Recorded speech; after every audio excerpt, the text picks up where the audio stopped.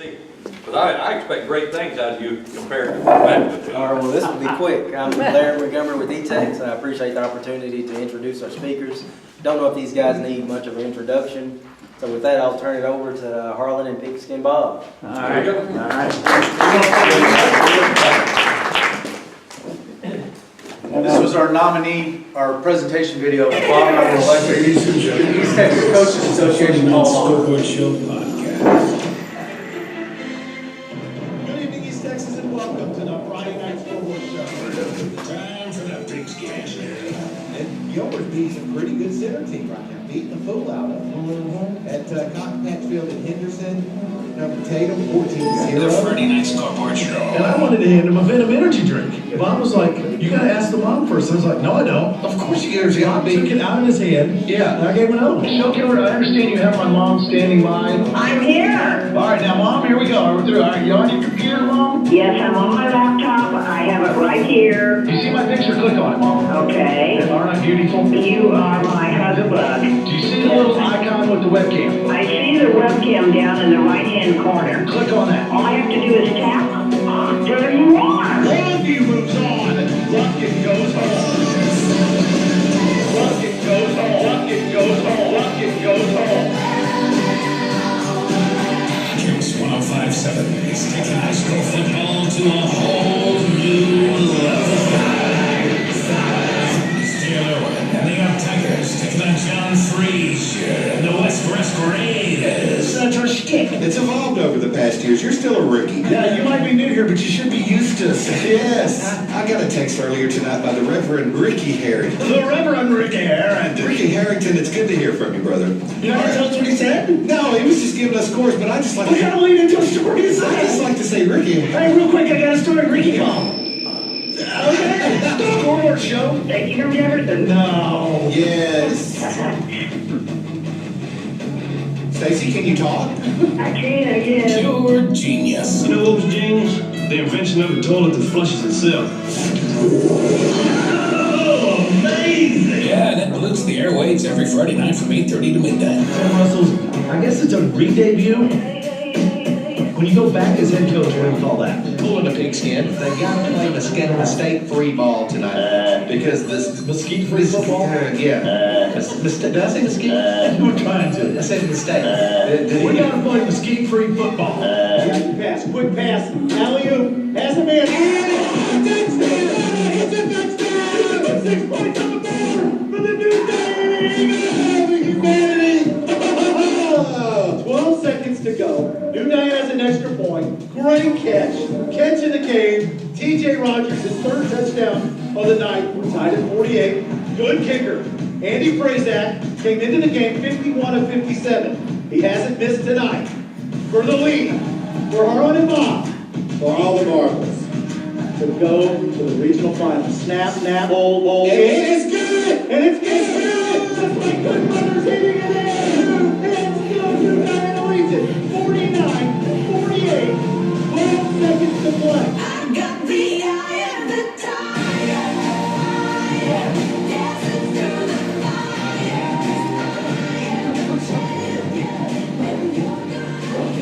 Thank you, Larry.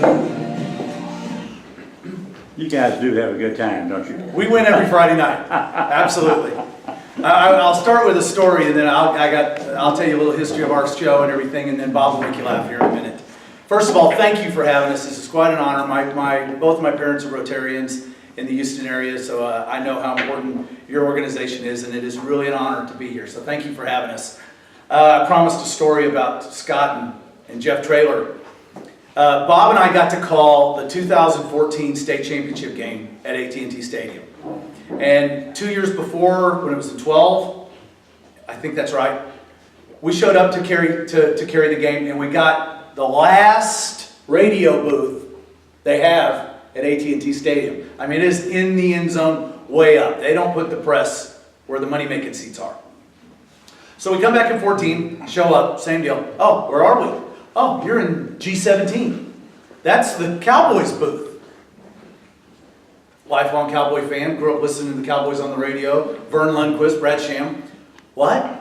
Yeah, and so, I mean, this thing is half the size of this room. Beautiful TV monitors, the best seat in the house.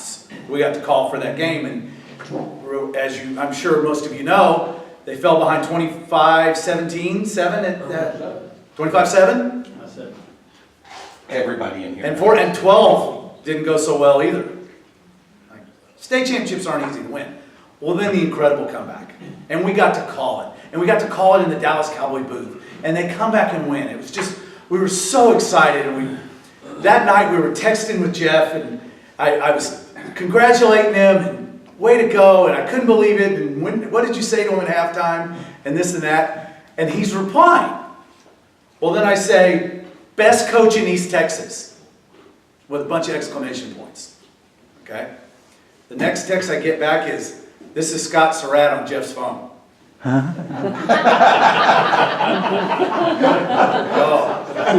Hey, coach. You were talking about their rivals and their friends. I'm still walking that one back a little bit. He's still winning state championships. Boy, two great guys. That's when you need FaceTime. What the hell? They were a little heads up. Bob and I started. I'll give you a quick history. I started in the radio business 17 years ago, selling advertising. But I always grew up as a radio fan. I used to tape the Houston Rockets games on my little Panasonic tape recorder. And then when I'd go to bed, I'd put it under my pillow and I would listen to Gene Nelson call the Rockets games on what I had taped that night. And in Houston, if the Oilers are playing, you don't get the Cowboy games, back when they had the blackout laws. Remember this? So my mom would have to turn the TV aerial towards Beaumont, and then you could get the picture, but you never get the sound. So then you listen to the Cowboy game on the radio. So I grew up as a big radio sports fan, and when I started working in the radio business as a salesman, I was looking for opportunities to get on the air. So I finally convinced my boss to let me do a 2-hour Saturday morning show on KFRO AM. This is a 1,000 watt signal, plays music of your life, and a not very good signal at that. In comparison, KYKX is 100,000 watts. This is 1,000 watts. And I would get in there on Saturday morning and I would be prepared, and you want interaction with your listeners. If you have listeners, that would help. So no one would call. I never got any emails. And what I'd do is I would read fake emails to myself. I was like, oh, I got an email here. Rick from Gilmer writes, Harlen, I love your show. What do you think the Cowboys are going to do this Sunday? And I was like, well, thanks for the email, Rick. And off I'd go and talk Cowboys for a few minutes. And I'd try to get my buddies to call in, and it never worked. I got a break. I got moved up to KFRO FM. And that's 25,000 watts. Now there's actually some people out there that can hear you. So that kind of starts taking off a little bit. Well, one Saturday morning, Bob's up at the studio. And he walks in, he's at the station, he walks in, he's like, what are you doing? I was like, I do a Saturday morning show. I go, why don't you get on the air with me? And it was high school football season. I said, come on, we'll talk high school football. You know high school football. Opened up the mic. Ladies and gentlemen, we got Pigskin Bob in the studio with us. And something that came out of my mouth. And as Bob will confirm, he hated the name at first. He thought I was calling him a pig. But then the next thing you know, as it starts to grow in popularity, everybody knows Pigskin Bob. That's easy to remember. And then it's the other guy. So it's Pigskin Bob and the other guy, or Pigskin Bob's friend, as we've grown and grown. So we started doing the show after Lobo games that next year. And when the Lobos would sign off, we would come in and do scores around East Texas. Had a lot of fun. We didn't make a nickel doing it. We didn't have sponsors. We just were two divorced guys who had nothing better to do on Friday night and had kind of a passion for football. The next year, as in what happens in the radio business, our stations got sold. Our big stations were sold. KYKX, and Jack FM, and The Ranch, and our Spanish station, not KFRO FM. So we lost the Lobos. That stayed with Waller Broadcasting. So it was like, I guess that's the end of that. It was fun while it lasted. And Bob and I started kicking it around. Well, what if we did it on KYKX and just not be associated with any one school? Everybody's driving home on Friday night and wants to know, did Kilgore win? Did Gilmer win? What did Marshall do? And the little schools like to hear their scores, and nobody's doing the little schools. So we just decided we would try it for one year, and we would do music and scores. And it would be a combination for 2 hours, 11 weeks. By the third week, we knew we had something. The phones would never stop ringing. People would complain they couldn't get through on the phone lines. We eventually, by the end of the season, we're not playing any music. We're just doing scores. And then we add another week, and then we add another 30 minutes, and then we add the preview show, and then we add another 30 minutes. And it just so organically grew in popularity and sponsorship, which, as I was saying, now you don't get to go where you want to go on Friday night. You go where Whataburger tells you to go, or where Patterson Nissan tells you they want you to go. So those are the games you carry. But it started to grow more and more, and we knew that we had something.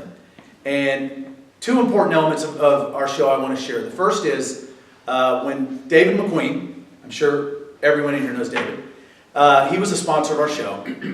And he said, you guys do such a great, and everybody listens to you, and it's never been an X's and O's show. If you're not familiar, we don't break down how many yards Tatum had in the second half, or we don't know. We take phone calls and try and make each other laugh. And I think that's important for our growth because you can get the scores anywhere now.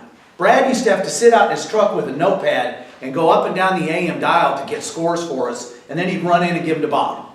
Well, now you can get the scores anywhere.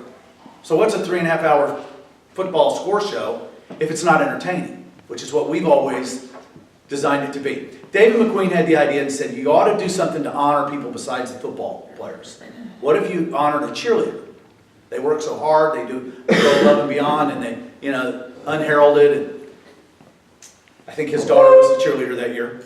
But it was a great idea, and we kind of took it and we ran with it. David put up a $1,005 college scholarship, and we gave it away. And actually, and to my good friend David, he said he didn't want his daughter to be the cheerleader of the week from Gilmer. So we gave away the scholarship that year, and Bob works with the Made Right Company. He started talking about what if we did a student athlete and did a scholarship for a student athlete. Well, and then that leads to the drill team, and then that leads to the band, and then that leads to Tyler Junior College. They want to sponsor a scholarship, but they don't want to do any of those, so they came up with their own, Future Apache. Etex Communications. We wanted to do, last year someone said, y'all don't do anything for FFA kids. And I was like, yeah, we don't. So we call Charlie and Larry and these guys at Etex, tell them what we want to do. They've stepped up this year with a scholarship to give away for $1,005. We're up to 6 a year now. We give one away at each one of our games that we do, our game of the week. And as of 2 Thursdays ago, we've now given away 112 $1,005 college scholarships. That, you're over 100,000, and we got 6 more that we've already committed this year. Again, if the Etex check clears, that'll be 6. So that's a big part of what we do. The other part is we met a man whose son was in a car accident, and he was in a wreck on Hawkins Parkway, and he was the passenger, and his friend was driving, high school kid, and the friend was texting and driving. And he went over that hump on Hawkins Parkway. They've kind of smoothed it out a little, but it used to really be something. And he went over that, lost control of his car, and put his best friend in a wheelchair. Probably forever. So his dad says, this young man, Michael, listens to you guys every Friday night. Loves the Friday Night Scoreboard Show. Loves to hear the Totally Awesome list and all that. He's coming home from the hospital next week. Is there any chance you guys could come out and welcome him home? And his church had a welcome home. And so Bob and I got a football and we signed it. We went out there and met this young man. And, this was before we had teenage kids. But we knew we were fixing to have teenage kids. Now they're old. And the thought of them texting and driving is pretty scary. And this really hit home with Bob and I. And as you gain popularity and you get to do really neat stuff and go to Hawaii and go to Chicago and get nominated for awards and ratings and money and things that come with the nice part of success, you also realize if you're not giving back, what are you doing? And we have a chance in front of these kids every week. We go to a different pep rally all across East Texas every week. And we get 2,000 wristbands that say, I never text and drive. And we get them in all the different school colors. And as we travel throughout East Texas each football season, we give these out to the kids. And then we've also learned you got to give them one for their mom, because the moms are the worst. The cheerleaders and the band kids will all tell you, well, my mom texts and drive all the time. All right, well, here, take this to your mom too. So we're trying to help the students and the moms of East Texas.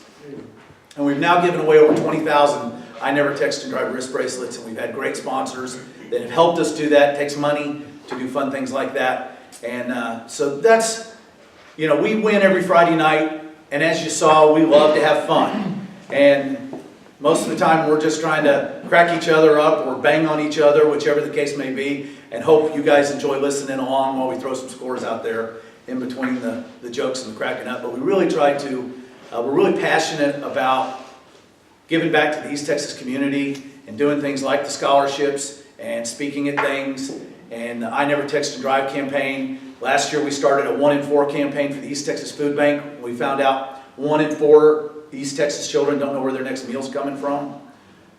I said we can do better than that. We started a 1 in 4 program. We raise money throughout the season. We give them, last year we raised $800 just doing our little tailgate remotes. But the real thing they wanted us to do was raise awareness. So we printed up 1 in 4 t-shirts. We passed those out on our Friday nights. So Bob and I love what we do and hope to do it for a long, long time. But we really are passionate about giving back and being a part of all these great communities that football is so central to. You know, it really goes hand in hand. Gilmer's a perfect example of a community that loves their football, but is passionate about their organizations, their FFA, their Jamboree, the Scouts, all the things that are important to a great community like that. And we love getting to be a part of that. So thank you for having us. Bob's going to tell you a couple stories, and then if you'd like, we'll take some questions at the end. So thank you for having me. Bob?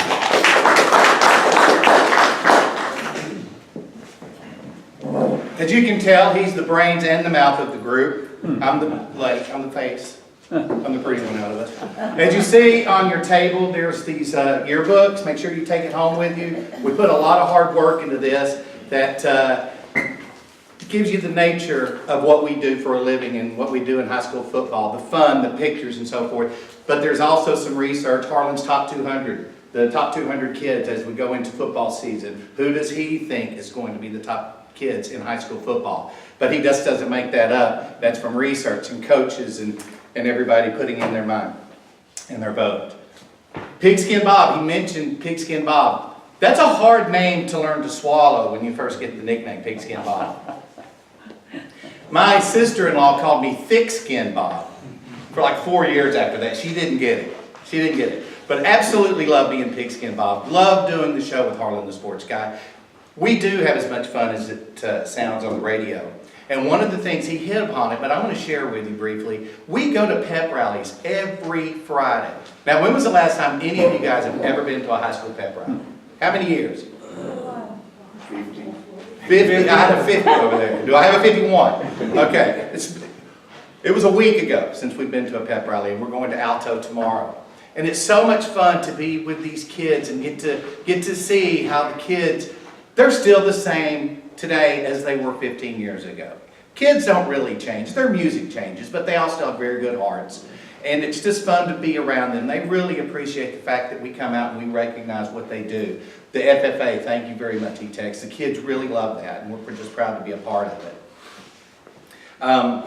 One of the things that we've done, I'm not overly proud of it, but I'll share it with you anyway. There's this thing called a spirit stick. Y'all know what a spirit stick is? A pep rally, you know, so freshmen, and they make more noise than the seniors, or whatever, they get the spirit stick. Every now and then, the spirit stick walks off with us. We'll take it. We don't steal it. We take it back to the radio station and display it. They just think we're taking it. But we do. We have a collection of spirit sticks from high school that is just kind of interesting, and it's something that you really don't want to be bragging about, but I'm doing it in front of the Rotarians.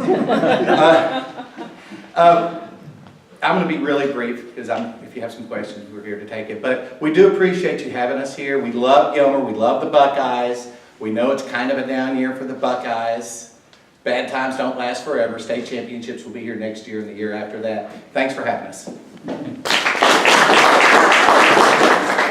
Does anybody have any questions? Who calls in the Pritchett School? If you're not familiar with our show,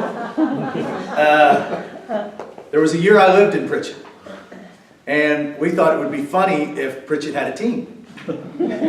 So we started making up who Pritchett would play, and my stepdad, who's my dad, he went to North Texas, and they're the Screaming Eagles. So I made him the Pritchett Screaming Eagles. And I started looking around at some of the little towns you travel through on Fridays, who they might play. Oh, Warren City. They're going to play Lodi. Oh, yeah. They're going to play East Mountain, right? They've never beaten East Mountain on homecoming. And you start just having a little fun with that. And after the first year, we decided, we loved doing that. Real quick, a Gilmer story. We're at the bank doing something at one of the banks here, and we're in the drive-thru. We're in our football truck. So the kid in the window knew it was us. All of a sudden he goes, "Oh, y'all are Harlen, the sports guy, and Pigskin Bob. Hold on." And he comes running out the door and runs over about 4 lanes and comes in and he goes, "Guys, I just wanted to let you know, there's no Pritchett." I think someone's messing with y'all. Yeah. So we started, every year we picked a new team, a Warren City, Lick Skillet. Lick Skillet last year. There was a town called Lick Skillet at one time. Do anybody know? Remember Lick Skillet? It's if you're leaving Carthage, headed to Shreveport, when you get to the Texas line on 79, and now it's Bethany. Yeah. It used to be called Lick Skillet. Yeah. So our fans will tune us in and want us to do different schools, and you make a schedule up for them, and you have a story. If we have time, I'll tell one of my favorite Bob stories that ties in with our fake team. And that is the East Texas Coaches Association has a Hall of Honor banquet every year in February, and we got asked to host it a couple of times. And we weren't asked back after this. No. But anyway, so the first year we go, this is a nightmare, y'all. They have somebody who's going to introduce Alan Wilson, because he's being inducted, okay? So the guy gets up who was like his assistant coach or his mentor. I don't know who this guy was. But he does an hour on Alan Wilson. Well, then Alan Wilson comes up. And now Alan Wilson's going to tell you the history of Alan Wilson. For another hour. For another hour. And the coaches are migrating into the lobby area there at the country club. And it's just way too long. And this was the first year Bob and I got to do it. So we're getting Coach King and Coach Norton and Coach Plunk. They were kind of the grand poobahs of this deal. And we said, we can fix this. Why don't you give us the information on the coaches, and we'll write up a 2-minute introduction, right? Alan Wilson won so many games. He won a state championship. Ladies and gentlemen, Alan Wilson. That's all you got to do. Let Alan talk.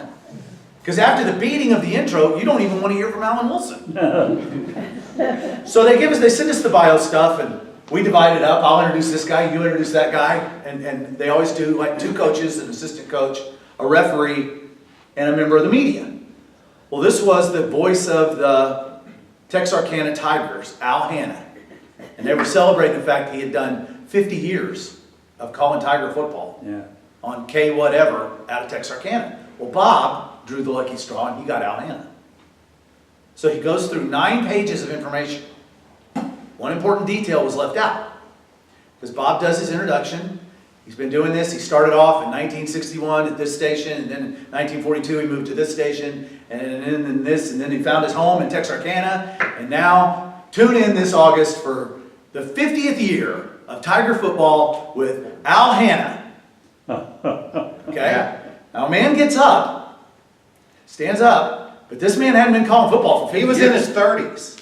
Oops. Yeah. Yeah. Now I'm in the back, sitting with John King and David Plunk and the principal at Hallsville. So I don't know what's going on. But David Plunk wheels around. Does Bob know he's dead? Well, he is. I don't think That would have been handy to know.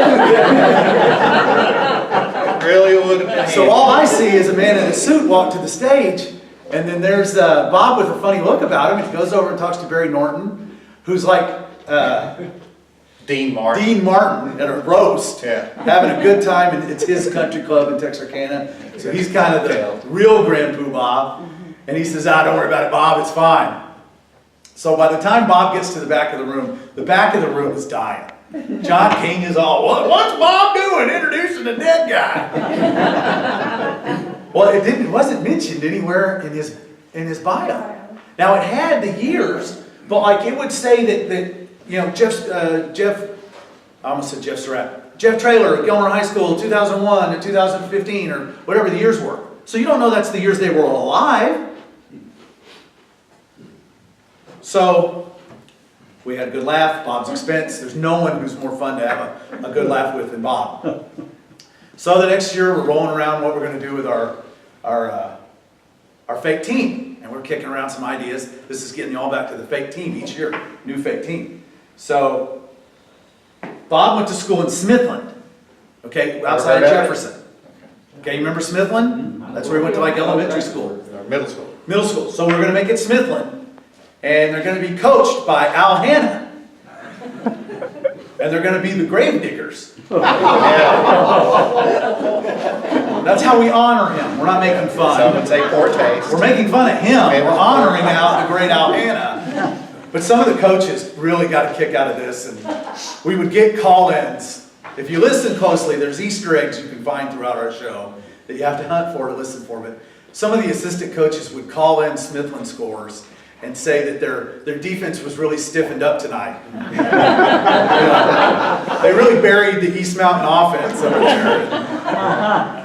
So it got to be real fun. So each year there's a new fake school, and we pick some little town and have a story to go with the school. So listen this year for Ironbridge. They're the Trolls, and they're undefeated so far, having a great year.